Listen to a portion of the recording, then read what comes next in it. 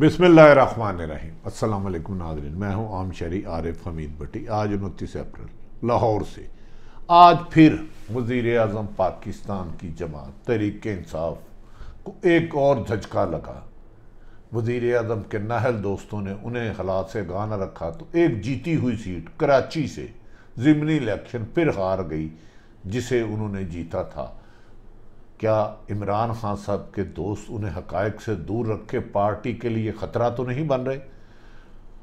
दूसरी तरफ तरीके इंसाफ को ये सोचना होगा कि बार बार ज़िमनी इलेक्शनों पे दर पे शिकस्तों के पीछे उनके नादान दोस्तों ने, उनके खुशामदियों ने इमरान खान की 22 साल जद्दोजहद को खाक में तो नहीं मिला दिया। ये इमरान खान साहब को फैसला करना है कि कौन उन्हें ज़मीनी हक़ाइक़ से दूर रख कर उनका आवाम में पॉपुलर जो वोट बैंक है वो आहिस्ता आहिस्ता कम होता जा रहा है। अब पंजाब में पहले बार बार इलेक्शन हारे, अब कराची की इब्तदाई अभी तक आने वाली इंफॉर्मेशन और नताइज के मुताबिक मुस्लिम लीग नून के मिफ्ता इस्माइल कामयाबी की तरफ तेज़ी से भाग रहे हैं। क्या लाहौर और पंजाब के बाद कराची की अवाम ने भी इमरान खान से दूरी कर ली?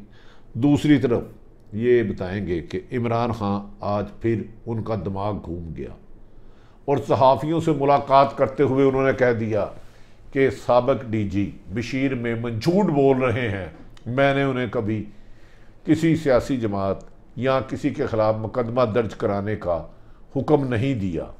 ताहम आसफ़ अली ज़रदारी केस पे बशीर मेमन उन्हें ब्रीफिंग देते रहे। उन्होंने कहा बशीर मेमन झूठ बोल रहा है। इस मौके पर सहाफ़ियों ने उन्हें कहा अगर वो झूठ बोल रहा है तो आप वक्त के वज़ीर आज़म हैं, इस पर कमीशन बना दे। ताहम वज़ीर आज़म पाकिस्तान इस सवाल का जवाब देने से गुरेज किया और उन्होंने कमीशन बनाने से इनकार कर दिया। दूसरी तरफ उन्होंने सहाफ़ियों से गुफ्तगू करते हुए कहा कि मैंने NRO नहीं दे रहा, ये तासुर गलत है। जंगीर तरीन मेरा दोस्त है लेकिन उसकी खिलाफ कोई NRO नहीं हो रहा, अगर वो जिम्मेदार होगा तो उसको सज़ा मिलेगी। उन्होंने कहा इन्वेस्टिगेशन अफसर नहीं बदला बल्कि एक इन्वेस्टिगेशन अबू बकर खुदाबख्श को जो एडिशनल डायरेक्टर जनरल FI हैं उन्हें ऊपर तैनात कर दिया है, जबकि वो डायरेक्टर वहाँ ही तैनात रहेगा। किसी किस्म का वो NRO किसी को भी किसी कीमत पर नहीं देंगे। नाज़रीन, दूसरी तरफ इमरान खान के घूमे हुए मीटर पे नून लीग की दूसरी दर्जे की क़यादत भी आ गई। पहले कमरुज़्ज़मान कायरा साहब को नैब ने बुलाया, अब लाहौर के साबिक़ सदर MN शेख मोहतरम परवेज़ मलिक साहब को भी नैब ने तलब कर लिया है। क्या वज़ीर आज़म ने जो कहा था कि मेरे बस में हो कि मैं 2000 बंदा गिरफ़्तार करा दूँ, तो क्या वज़ीर आज़म उस तरफ चल रहे हैं? क्या वज़ीर आज़म आखिरी इनिंग्स खेलने के लिए अपने मुखालिफिन के ख़िलाफ़ तेज़ी से अदारों को हदायत दे रहे हैं कि वो काम करें और ये काम मेरिट पे होगा? ये वक्त बताएगा। दूसरी तरफ वज़ीर आज़म पाकिस्तान की सफारती सतह पर ईरान और सऊदी अरब में कामयाबी का जो संगे मेल साबित हुआ, आर्मी चीफ कमर जवेद बाजवा और जनरल फैज़ की काविशों का खसूसी अमल दखल है और इस सिलसिले में ओवरसीज़ पाकिस्तान की शिकायत पर वज़ीर आज़म पाकिस्तान ने सऊदी सफ़ीर को तब्दील कर दिया और एक कमीशन बना दिया है कि वहाँ अगर किसी के साथ नाइंसाफ़ी हो रही है तो सऊदी सफ़ीर क्या कर रहा था, उन पर मुबैना इल्ज़ाम थे जो करप्शन के, उसकी भी तहकीकात करेगी। नाज़रीन, अब आ जाते हैं आपके पास पहली स्टोरी की तरफ। इमरान खान साहब की जमात के अयूब अफरीदी जो उन कराची से इलेक्शन में हिस्सा ले रहे थे, जो आज इलेक्शन हो रहे हैं, इसको फैसल वाडा ने 2018 में जीते थे जब इमरान खान इतने पॉपुलर नहीं थे। और उसके बाद 3 साल हो गए उनकी हुकूमत का। ये तो सिलसिला था अगर हुकूमत में बेहतर परफॉर्म करते तो उनके वोट बैंक में इजाफा होना चाहिए था, क्योंकि वो हमेशा कहते थे कि 3 माह में मेरा विजन क्लियर हो जाएगा और 6 माह में इसके नताइज शुरू आना हो जाएंगे। फैसल वाडा ने इसी सीट पर 249 पे शहबाज शरीफ को शिकस्त दी थी। लेकिन आज क्या ऐसे हालात हुए? क्या वज़ीर आज़म और अवाम के दरमियान फासला बढ़ने लगा? क्या वज़ीर आज़म जो हर एक से मिलते थे अब सिर्फ ख़ास लॉबी ने उन्हें घेर लिया और उनसे ज़मीनी हक़ाइक़ को दूर करते हुए अवाम में जो उनकी मकबूलियत थी वो कम तो नहीं हो रही? अभी तक जो इब्तदाई नताइज आए हैं कमो बेशतर 100 के करीब पोलिंग स्टेशनों में, उसमें मिफ्ता इस्माइल वादे कामयाबी की तरफ जा रहे हैं, जबकि PTI का नंबर तीसरा चौथा कभी हो रहा है। नून लीग भी इनसे ज़्यादा ले जा रही है। और ये वज़ीर आज़म इमरान खान साहब के लिए लम्हा फ़िक्रिया है कि 3 साल इक़्तिदार, 22 साल की जद्दोजहद के बाद इक़्तिदार मिली। लोगों ने बहुत सारी उनसे उम्मीदें व्यवस्था कर ली कि पाकिस्तान में इंसाफ होगा, शफाफ होगा, लोगों को उनके हकूक़ मिलेंगे। क्या पे दर पे 8-9 ज़िमनी इलेक्शन हारने के बाद वज़ीर आज़म को अपनी मौजूदा टीम को तब्दील करना चाहिए या नहीं? ये फ़ैसला वज़ीर आज़म को ख़ुद करना होगा। अगर उन्होंने ना किया तो फिर आवाम अपना फ़ैसला खुद सुना देती है। फैसल वाडा की सीट को क्यों हार गया? दूसरी तरफ आज सहाफ़ियों से गुफ्तगू करते हुए वज़ीर आज़म मोहतरम इमरान खान सब गुस्से में आ गए और उन्होंने कहा कि बशीर मेमन झूठ बोलता है। मैंने कभी भी किसी के ख़िलाफ़ कार्रवाई का नहीं उसको कहा, किसी सियासतदान के ख़िलाफ़ कार्रवाई का या रेफरेंस दायर करने का जज के ख़िलाफ़ नहीं कहा। ताहम एक केस में आसफ अली जरदारी की केस में वो मुझे ब्रीफिंग देते रहे। उन्होंने बशीर मेमन की तरफ लगाए गए इल्ज़ामात को बिल्कुल झूठ और बेबुनियाद करार दे दिया। इस मौके पर सहाफ़ियों की बड़ी तादाद ने कहा कि अब आप वज़ीर आज़म है, इतने बड़े ग्रेड 22 का साबिक़ अफसर लगा रहा है, तो आप इस पर जुडिशल कमीशन बनाएं ताकि लोगों को हक़ाइक़ सामने आए। ताहम वज़ीर आज़म पाकिस्तान मोहतरम इमरान खान साहब ने इस सिलसिले में जुडिशल कमीशन बनाने से गुरेज़ किया।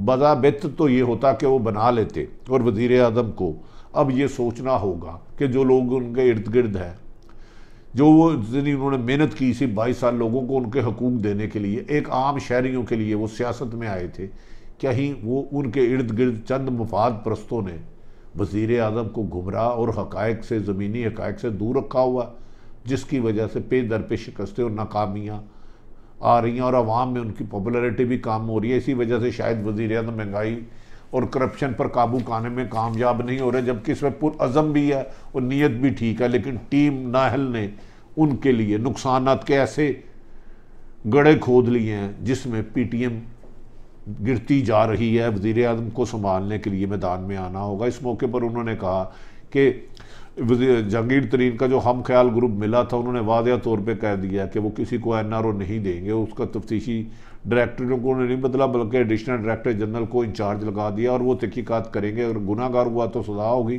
ताहम इंतकामी कार्रवाइयाँ वो अपोजिशन के किसी लीडर के करने के हक़ में भी नहीं है।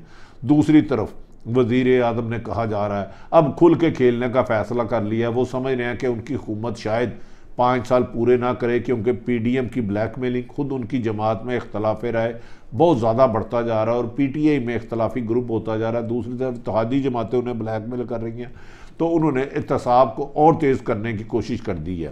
पहले कमर-उज़्ज़मा कायरा पीपल्स पार्टी के लीडर को तलब किया गया करप्शन में, अब मुस्लिम लीग नून के साबिक़ लाहौर के सदर और मौजूदा MNA जो उनकी मिसेज भी है और मोहतरम परवेज़ मलिक साहब को भी कहा जा रहा है कि नैब ने तलब कर लिया है। क्या अब आने वाले दिनों में वज़ीर आज़म अपने आखिरी ओवरों में बड़े बड़े लोगों को जो कह रहे थे 2-3 हज़ार मेरा बस चले तो गिरफ़्तार कर दूँ, क्या उन सारों को गिरफ़्तार करवाना चाह रहे हैं?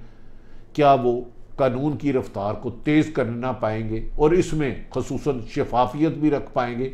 ये इम्तिहान है, क्योंकि वज़ीर आज़म के बारे में ये मशहूर है कि वो हमेशा हक सच के लिए लड़ते रहे, नाइंसाफ़ी नहीं करते। अगर एहतसाब तेज़ होना चाहिए, लेकिन इसका उससे ज़्यादा शफाफ होना ज़रूरी है, क्योंकि वज़ीर आज़म की क्रेडिबिलिटी का इशू है। अगर देखते हैं कि वो इन हालात में आसफ अली जरदारी के ख़िलाफ़ भी रेफरेंस जा चुका है। दूसरी तरफ वज़ीर आज़म इमरान खान बहुत जल्द सऊदी अरब जा रहे हैं। सऊदी अरब में बाद शिकायत पर उन्होंने फौरी तौर पर सफ़ीर को तब्दील कर दिया। उन्होंने कहा कि मेरे पाकिस्तानी भाई जो ओवरसीज़ पाकिस्तानी है, मैं उनको किसी तकलीफ़ में नहीं दे सकता, और कमीशन बना दिया। खान ने सऊदी अरब और ईरान को करीब करने के लिए जो कलीदी किरदार अदा किया, ये दुनिया में एक ऐसी मिसाल बनता है। इसके लिए कहा जा रहा है Qamar Javed Bajwa army chief DGI से जनरल फैज़ का कलीदी किरदार है। इन्होंने एक ब्रिज का रोल अदा किया, और जो सऊदी अरब और पाकिस्तान के दरमियान इख्तलाफात हो गए थे या मोहम्मद बिन सलमान कुछ नाराज़ या खफा हो गए थे तुर्की इशू पर, उसको ख़त्म करने में पाक फ़ौज का कलीदी किरदार है, और इसीलिए वज़ीर आज़म जल्द ही सऊदी अरब जाएंगे। इसको दुनिया की पूरी चीज़ें सराहा रही हैं कि पाकि वज़ीर आज़म इमरान खान का और इस्टेब्लिशमेंट का मौक़िफ़ साबित हुआ, और मोहम्मद बिन सलमान की जो गलत फहमियाँ थी वो दूर हो गई और कहा जा रहा है कि पाकिस्तान अब बहुत जल्द, पहले चीन के बहुत ज़्यादा करीब हुआ, रशिया के करीब हुआ, अब सऊदी अरब और यूएई से भी इख्तलाफात ख़त्म होते जा रहे हैं जो दोस्ती में बदलते जा रहे हैं।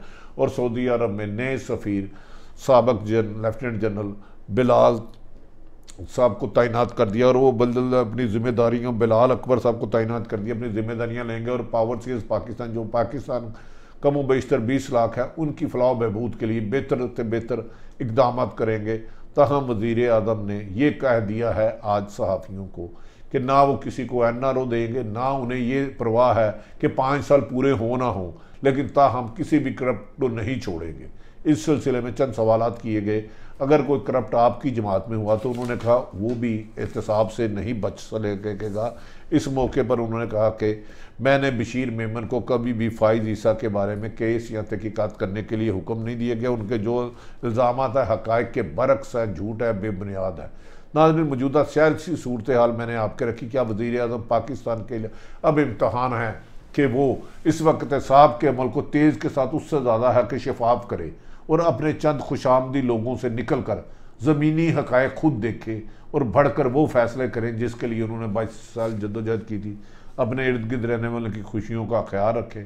पाकिस्तान जिंदाबाद।